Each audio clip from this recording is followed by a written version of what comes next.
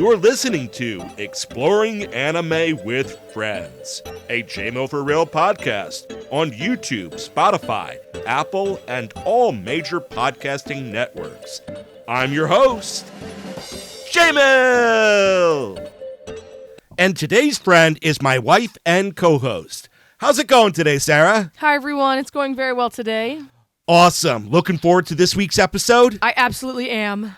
Today, we will be exploring the world of the Elusive Samurai, a supernatural fantasy taking place in feudal Japan. First, we will take a look into the setting where we meet our main character.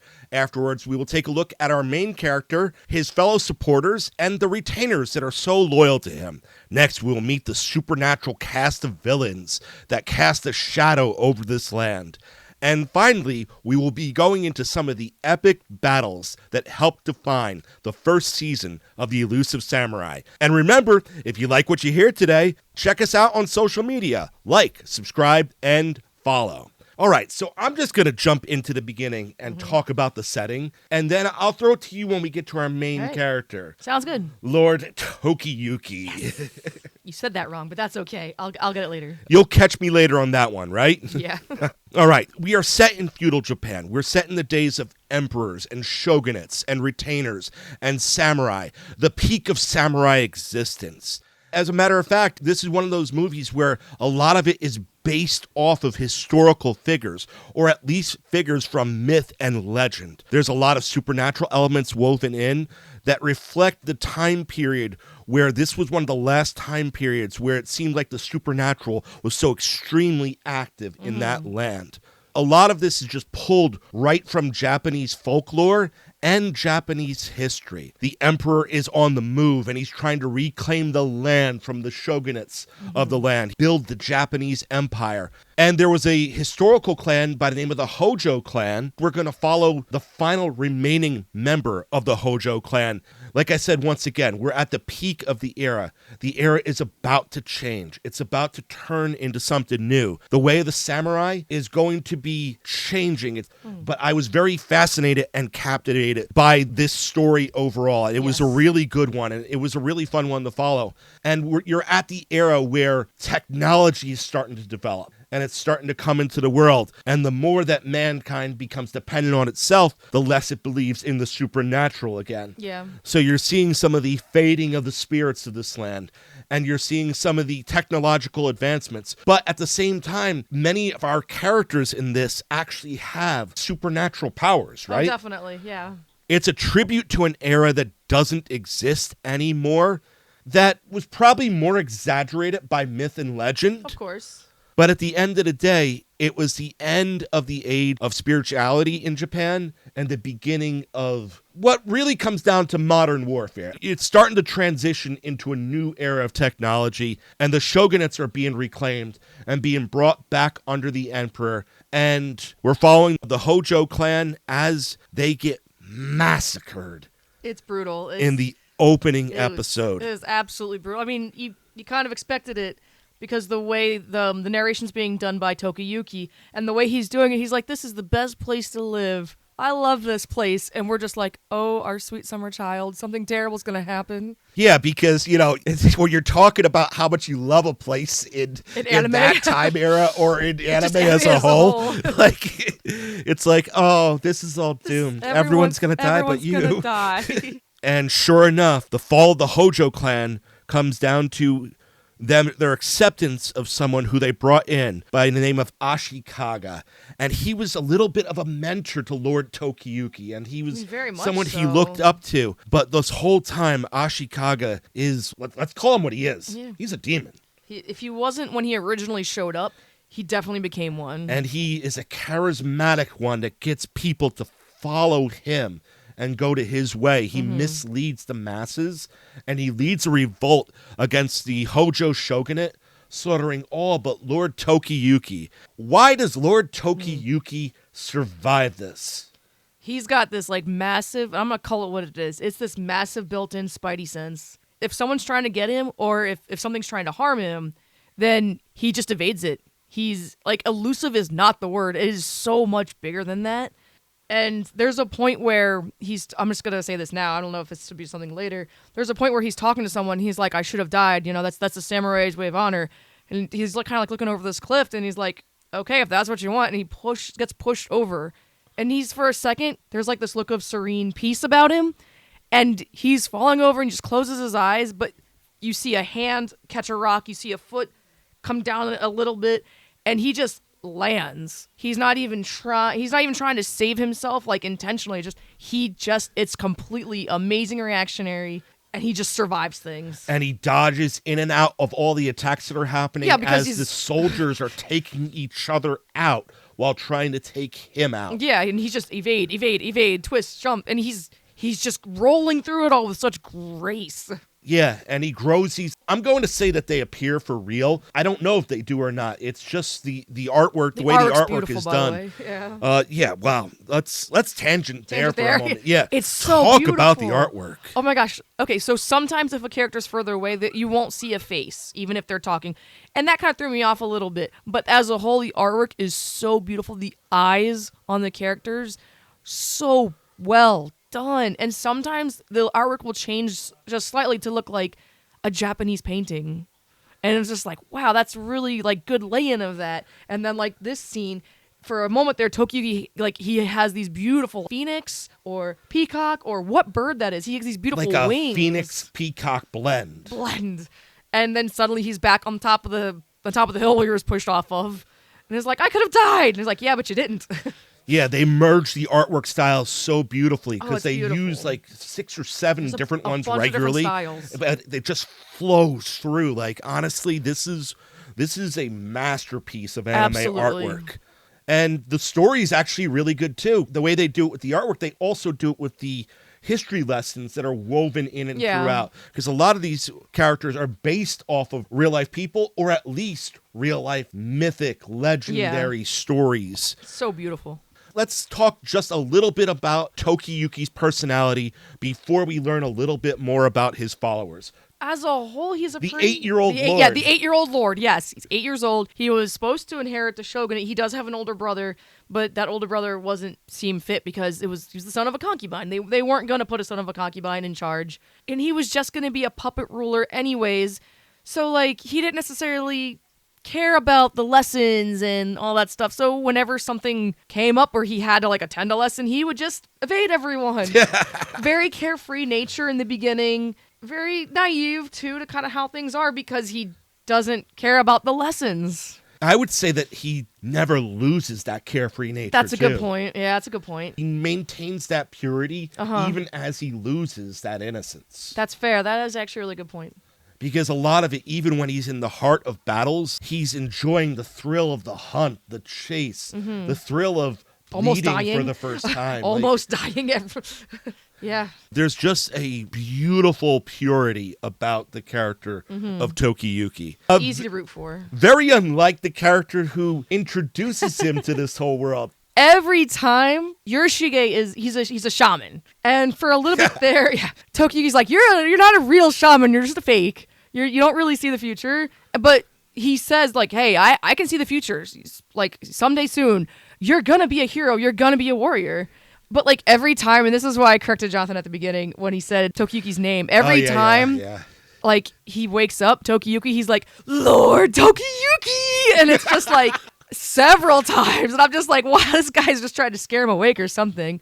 Shizuku's also with them, and she's probably 8 as well. She's very young. I would guess, yeah. She's pretty much a priestess shaman as well. And she's his daughter, right? Yes, she's his daughter, yeah. And she's got this very calm, quiet demeanor about her. I mean, she's all for supporting Tokiyuki and just getting stuff done too, though. Calm, quiet demeanor to the point where she comes off creepy to me, but you find her really adorable. So, she is adorable. Like, honestly, you can tell. Like, she knows stuff. She's a hero, okay? I'm not even thinking for a moment there's a betrayal. I honestly think that she's a loyal retainer. Absolutely. And she will be a huge asset to him. Whatever, maybe even more someday. I know you're on that ship, but it's I always have ships to sail. So it's kind of like you can tell that she is about as strong and terrifying as any other character in this series. Definitely. And I can't wait to actually see it in action. So Yoshige tells him right before this big attack happens, soon you're gonna be a hero. And Tokiyuki's like, hey, you're not a real shaman. You're fake. I'm gonna go back home. And then all the crap happens. He's the only survivor, and Yoshige's back, and he's like, we're gonna go to the Suo Grand Shrine, and I'm gonna teach you and get people to teach you and get retainers for you. You're gonna get the revenge you want. He's like, I should have died. It's a samurai's death. I can't just run away. And Yoshige's like, you're literally built to run away, and there's nothing wrong with living and getting your revenge.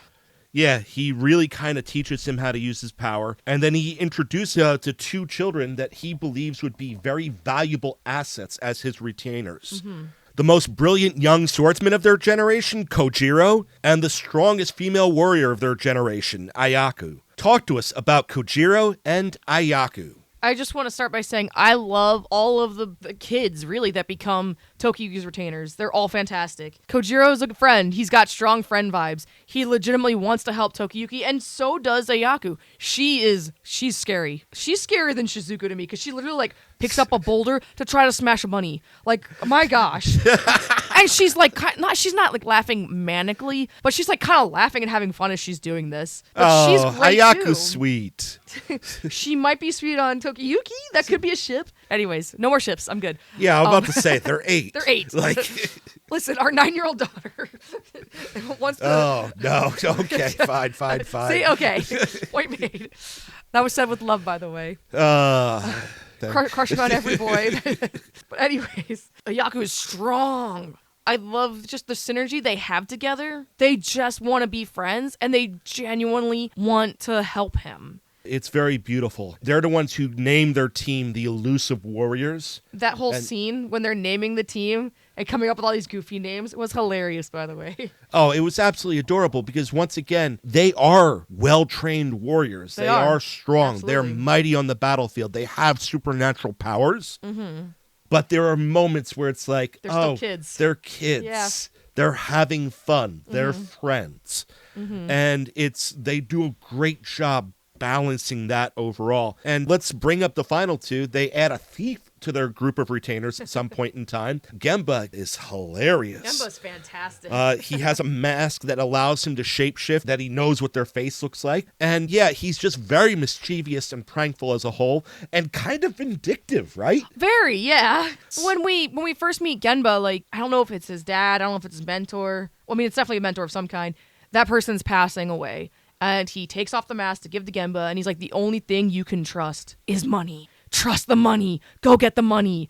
And at first, that's what Genba does. And they make up like this contract, and Genba thinks he's getting it good. Yeah. And Tokiyuki's like, oh my gosh, you're so amazing. You didn't ask for land or nothing. You just want some money. We got some money. That's okay. And Genba immediately regrets his decision. I was like, wait, I could have gotten land. But as the story goes, Genba goes from needing the money and being told it's all about the money to genuinely being there for Tokiyuki. Yeah.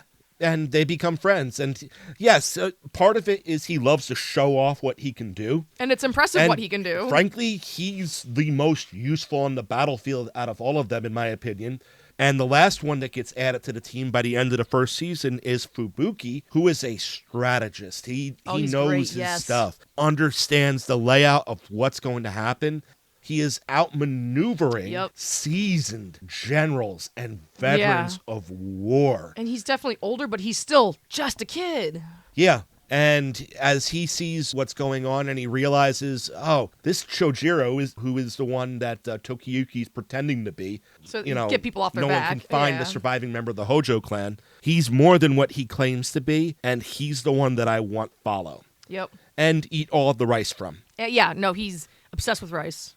Once again, this group is very well put together, and if you like what you're hearing so far, be sure to watch this for yourself on Crunchyroll, home to over 1,000 anime, both subbed and dubbed. All right, heroes are great and everything, but they can't show their greatness until they meet their villains. Dun, dun, dun. Talk to us about some of the amazing villains of the series, starting with the ever brutal Ashikaga. I mean, it's really something when someone's a part of your life and then they completely 100% utterly betray you. That's a villain you can hate. Yes. And then when he does it with a smile on his face. Oh my gosh, he was... And a glisten in his eye. Manic as heck. Without the laughter, just this manic smile. Oh, that was creepy. There's so much you can say about him. The way that the masses just flock to him. Yep. The way that he just misleads everyone around him. The charisma that he uses to draw in the undecided. Mm-hmm. It is petrifying what he can do. And then the ease and the joyfulness. Yeah. Which he just stands in the middle having people. A conversation with someone while he's taking heads off of other people in just small, precise strikes. Not getting anything on him, splattering it everywhere around. Yeah. Well, it's even crazy when it shows his actual betrayal moment. And they think, like the group that he's with thinks that they're getting ready to take out someone from the Emperor. And he's like, yeah, guys, let's go. We're going to take him out. Yeah. And there's like, yeah, let's go. Rah. And then slice. And it's just like, it's everywhere. It's like, wow. I was expecting it to happen, but not as fast and as just point blank as it did. This is M for gore and supernatural violence. So, keep note on that. Please, it is a samurai movie. Like, it is, yes. And by movie, I mean anime. But it's beautiful, right? The way he came to power. Jeez. Apparently he'd been secretly talking to the Emperor for a bit. Yep. And then that was the moment. He's like, here it is. We're going to kill all these people, and just goes at it. And he hires a group underneath him. And there's people that work for the Emperor who are beside him or adjacent to him. But he hires the most ruthless of villains and demons to fight alongside him. Yeah. Probably none more ruthless than Sadamune. Gotta love Sadamune. Talk to us about Sadamune. God, I hate him so much. He has really, really big eyes. And I'm not saying that in even like a joking manner, like his eyes are big. I've actually seen someone... They bug out of his head. I've actually seen someone that actually, like, that kind of... It's a thing. It is a real thing. But his eyes see it all. He's basically given the land surrounding the Suo Grand Shrine. And he's basically kind of like lording... He goes there and he's kind of like lording it over there. And he's like, well... We heard you guys were hiding someone from the Hojo clan. We're going to find them eventually. I can see everything. And he's pointing out that he sees a guy in the crowd getting ready to draw a sword. There's 2 guards further away that are definitely like attentive and ready. Hey, there's some kids in a freaking shack. And that's our group. That's our kids, by the way. He sees it all. Yeah, and because he can see as much as he can, and because he's such an expert marksman, he can hit it all too. Yeah. This guy isn't just someone who, he talks annoying. Oh my gosh, and he says way too much, and he talks about his plans way too much. Yeah. He's the type of guy who you really just kind of want to rearrange a little. And typically those characters can't back up what they talk. This guy can back up what he talks. He's literally the best. Because not only does he have the eye that nothing can escape, the guy who works right above him, who is typically with him, is the ear that no one can escape. Giant and that's Ichikawa. Talk to us a little about Ichikawa. I mean, he hears it all. He's definitely close with Sadamune. Yeah, but the other thing, too, is he's kind of like a perfect counter to Sadamune. He is. Because he's very careful. And he doesn't underestimate his opponents. And he just is... And there's almost like a real joyfulness to him, too. Like, he seems to actually be in a good mood to Sadamune's eternal bad mood, right? That's a really good point, yeah. And really, there's only one more villain that I want to bring up, and he was actually hired in. He was known as, like, a rebel, Shokan. He was a bandit. He was someone who was a samurai who didn't get land, and he... as a result, has to steal from other people who got land, because a samurai without land isn't a samurai. Yep. They're a bandit. And I think at this point in time, let's just dive right into that battle. So this isn't the first battle of the series, but this is a very defining battle. When he is invading this small village that looks like it's not of importance, but because of the way it's surrounded on all sides by the natural, it's very easy to fortify. It's got military significance. Yeah, it's on the edge of the land. So Shokan and his group of rebels have been sent to take over that land to claim it for Sadamune. And this is right after they bring Fubuki onto the team, and Fubuki is creating the strategy that goes against what Shokan is creating. Yeah. And this just battlefield, it separates out the exact way Fubuki wants it to. Ultimately, isolating Lord Tokiyuki and Shokan in a small room that they set up a battlefield for.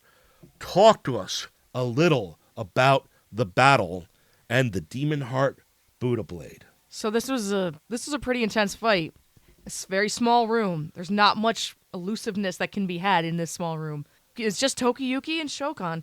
As he's going, he's doing small little attacks. It's funny, too, because, like, it's really only one attack that does anything. He cuts him on the inside of the wrist. Yeah, I mean, well, that's a pretty vital point, though. Yeah, and one thing you have to realize, Shokan was in full armor. So in order to get to any part of him, it was going to take someone like Tokiyuki. Yeah, well, and you have to know where the weak points are. All armor has weak points. And Fubuki taught him a move that allowed him to use his evasiveness offensively. You hold up your hand and your sword together. At the point in time when the opponent's blade comes through, there was a twist maneuver that allowed him to get just the smallest cut in as he's retreating and backing off. And then from there, it was just all evasion to get maximum bleeding from the wound. Yeah. And as it's going on, Shokan is realizing, oh my goodness, this is beautiful what this kid is doing. Yeah. He's like so masterful. He's like, I'm gonna die here. Yeah. But I don't mind because I feel like I finally got my salvation. So it was just kind of a beautiful fight scene. And meanwhile, on the outside... So everyone on the outside is just doing what they're doing. They're fighting. They're doing a good job. They win their fights. And it wraps up rather nicely. No one on our side is really gravely injured. And it looks like Sadamune is going to come in at the end with his army to clean up the mess. But at that point in time, Gemba brings back everyone to a grand shrine, and Sadamune just goes into full retreat. Yeah. And he is actually able to take Shokan and save his life. You see how this is a battle that can be revisited later on at a different point in time. Now, there's one other major battle that I know you love a lot, and it's not really a battle as much as a contest. Talk to us about the first time that Shojiro meets Sadamune. They have what they call it dog shooting. And in this, Yorishiko, he can see the future, and he's trembling at some point, and they're like, oh, is he okay? What's going on? And he's just like, oh my gosh, this is legal here, but it's not legal in the future. Please don't let them cancel me. Which was funny. Now, they're not actually, like, shooting with, like, arrows at these dogs. I need to reiterate that. But I imagine it's not comfortable. And we're not condoning... We're not condoning this at all. Yeah, we're not condoning this at all. But, it's kind of like this is historical, and we're going to talk about it. Yeah. Frankly, it's a pivotal part of the movie. If you can't get over that, then you probably shouldn't watch it. Yeah, that's fair. So basically, they have a corral area where they release a bunch of dogs. The dogs are just running around. So basically, they release the dogs in this like corral area, and the people participating are on horseback, and they're basically like shooting the dogs with Nerf arrows, like Nerf darts. What happens is Sadamune hears that there's this archery competition, and his ego is like skyrocketed high, so he has to show up unannounced, of course, and he just basically comes in with this grand plan that he's going to challenge them, and if he wins, then the area of the Suo Grand Shrine that is north of this lake, he gets it as part of his land permanently. And if he loses, he'll just leave them alone.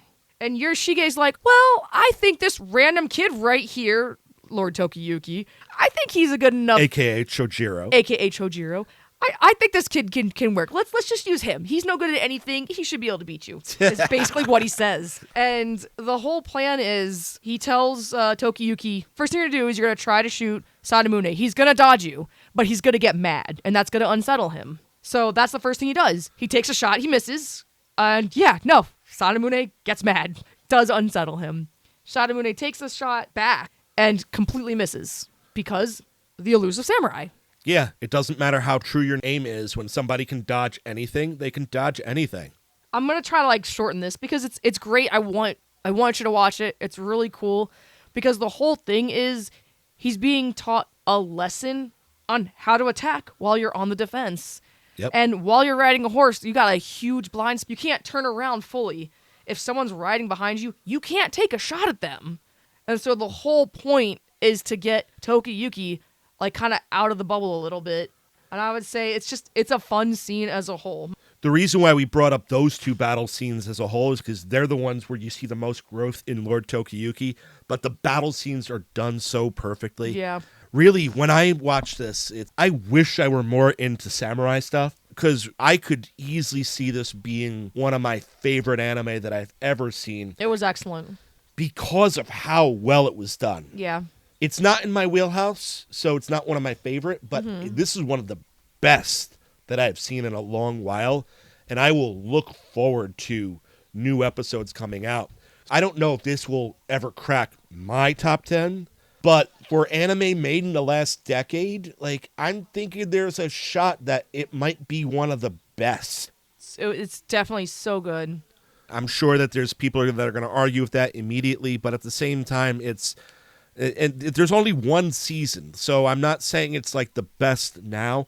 I'm just saying if the There's second, potential. third, fourth seasons are anything like the first season, this has a chance to be a really legendary anime, Definitely. in my opinion. Strong potential. Anything you want to say about it?